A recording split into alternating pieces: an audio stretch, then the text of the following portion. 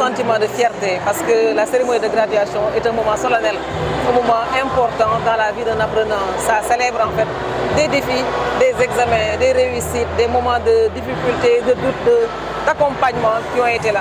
Donc nous avons été là aujourd'hui, un moment symbolique aux côtés de l'ensemble du personnel de l'Université numérique Cheikh Hamidou Kane, mais également à côté de ses récipiendaires, 1140 avec 55% de femmes, et particulièrement heureuses d'avoir été à côté de leur famille.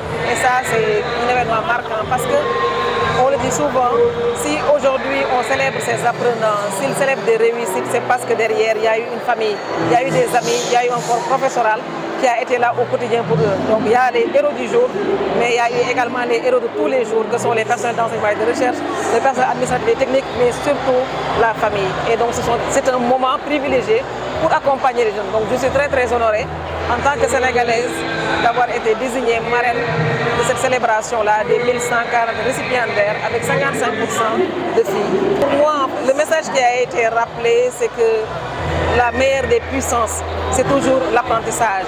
Aujourd'hui, ils sortent du canal de l'académie, mais ils ne vont jamais arrêter d'apprendre. Il faut qu'ils continuent à apprendre. Continuer à apprendre signifie également de rester bon.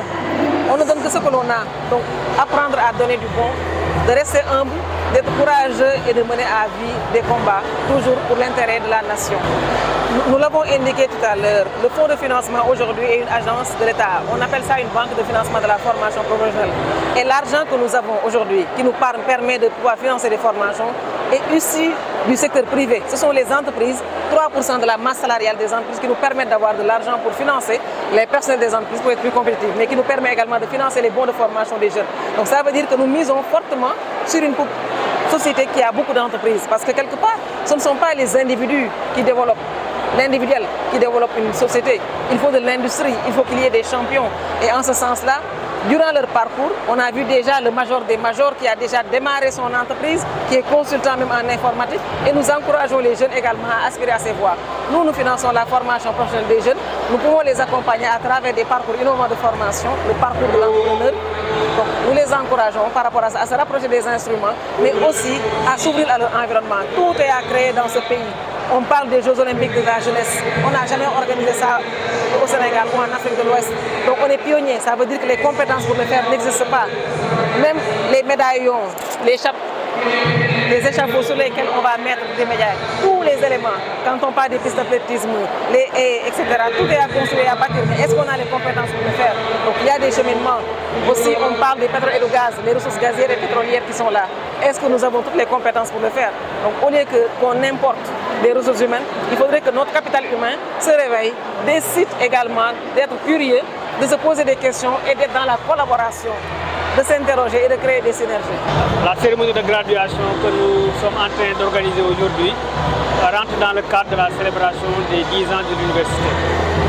Et nous avons décidé cette année de faire des cérémonies au niveau des zones dans lesquelles nous sommes implantés. Donc au lieu d'amener les étudiants tous à Dakar, on a préféré faire des graduations délocalisées. C'est la raison pour laquelle après la zone sud et la zone nord, nous avons démarré avec la zone centre.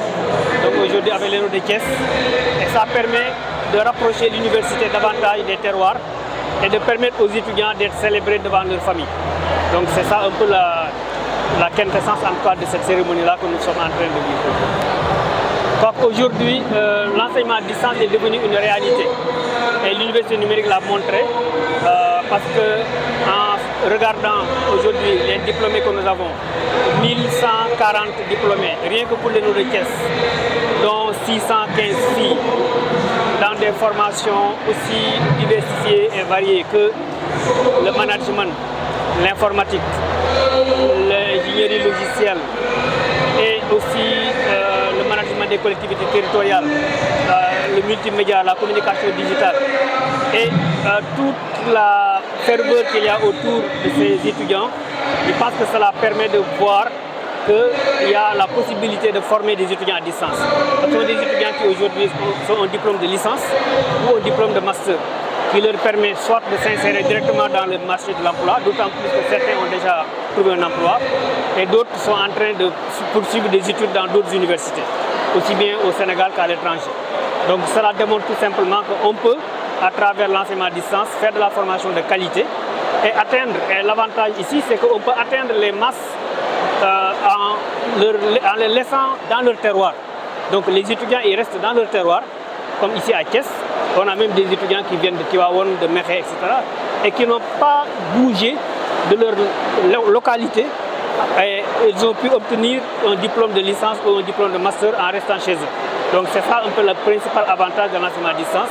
Sans compter qu'avec le numérique aussi, on a des possibilités d'améliorer la qualité en se servant des outils qui sont disponibles. Oui, les perspectives, c'est qu'aujourd'hui nous sommes en train de travailler sur un plan stratégique de développement pour les 5 prochaines années.